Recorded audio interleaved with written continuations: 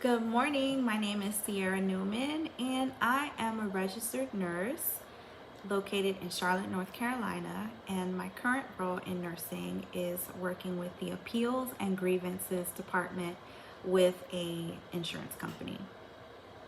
So, the purpose of the material in this presentation today is to provide insight into the fundamental principles of care coordination for you all, my colleagues.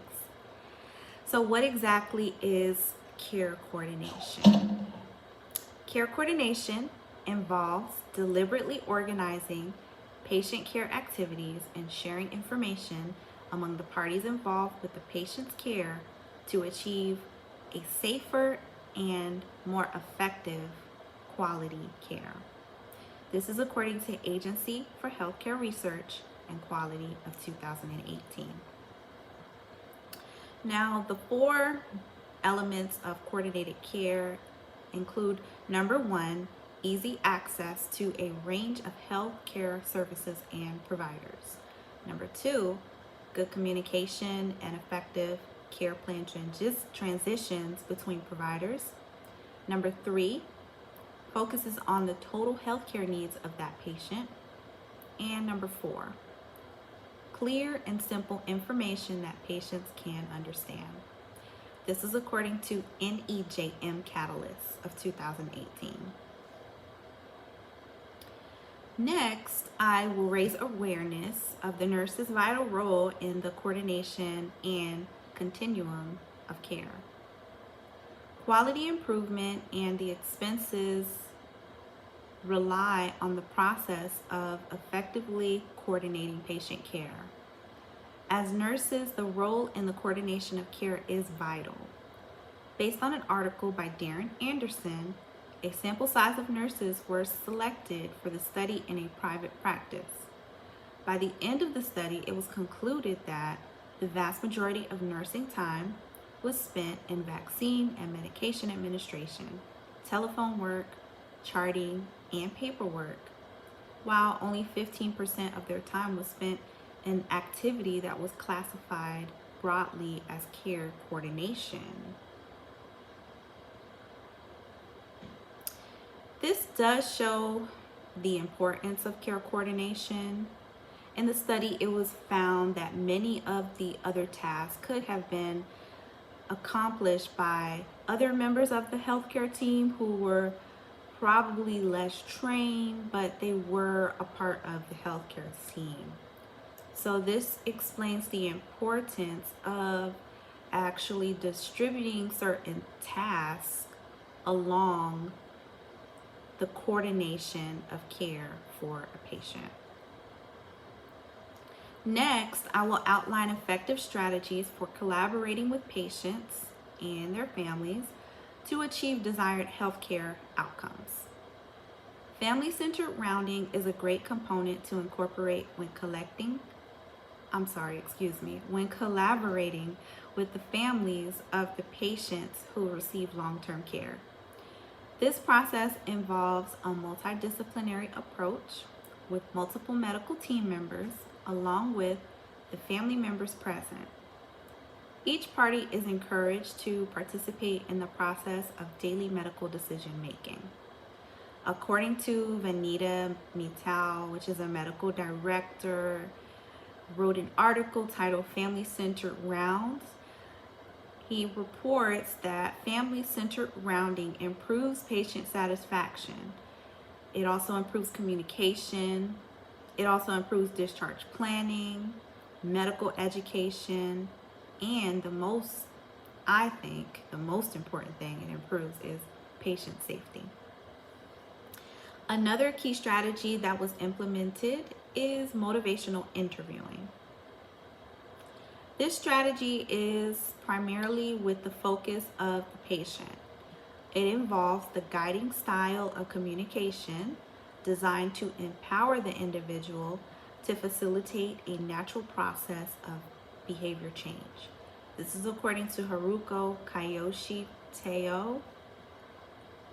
This study involved the analysis of the fall prevention by using the strategy motivational interviewing. Once this study was completed, it was actually determined that there is a connection with the geriatric population.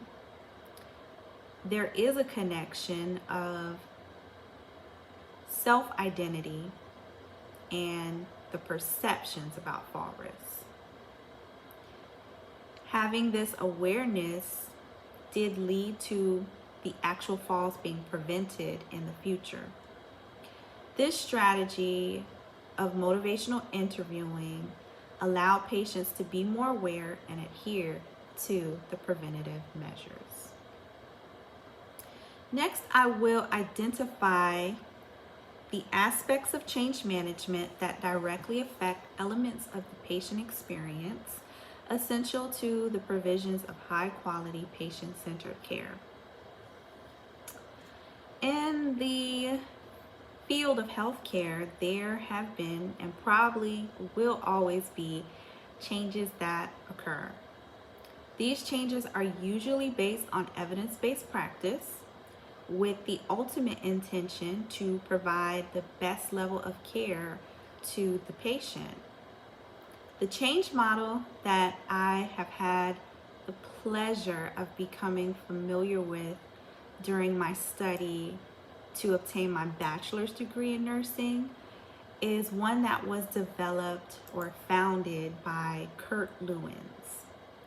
This change model that he created is categorized into 3 steps: the unfreezing, changing, and refreezing.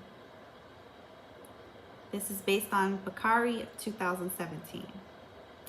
This step-by-step approach involves the presentation that a change is needed, unfreezing, then moving towards the new desired level of behaviors, changing, and finally solidifying the new behavior as the new norm, refreezing. Kurt Lewin's model would be a good model to follow during the process of various changes that may take place in an elderly patient who may be dealing with multiple comorbidities. I particularly find the process of unfreezing as a good foundation for the coordination of care. During the part of unfreezing, time can be invested into communication and education to the patient and their family members. Questions can also be answered at this time, and this will provide a sense of relief for the changes that may lie ahead for this patient.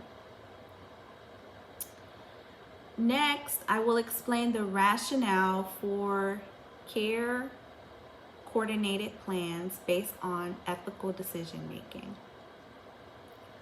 Because care coordination is such an involved process and it's also personal, the nurse must act in an ethical manner that supports patient care. Ethical values are essential for any healthcare provider.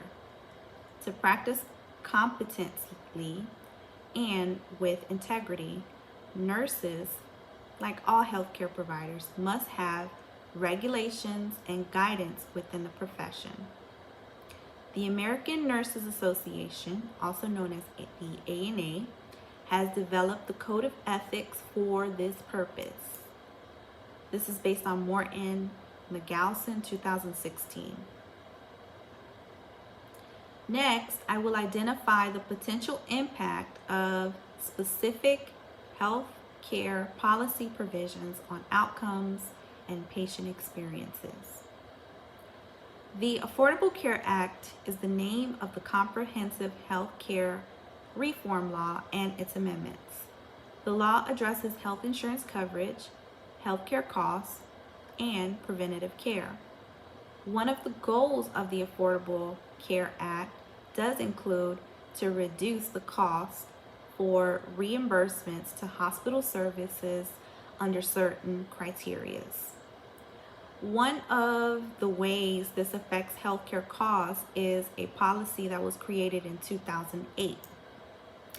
The Centers for Medicare and Medicaid Service, also known as CMS, did determine that they will no longer cover the cost of certain events in the hospital. One of those events is something known as the never event. An example of a never event would be surgery on the wrong patient or wrong body part. There apparently used to be a point in time where this would happen.